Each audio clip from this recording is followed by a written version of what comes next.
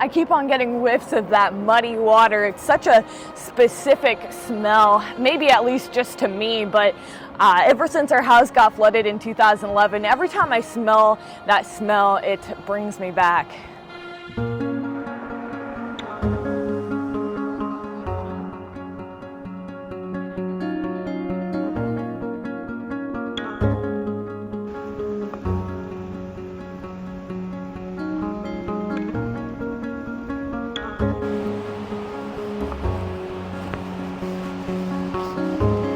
Ooh, wow, look at that, Jade. Whoa, this is so high. This is way above where the bank usually is. Gosh. We got almost 2 inches last night, and I know that surrounding areas got even more than that.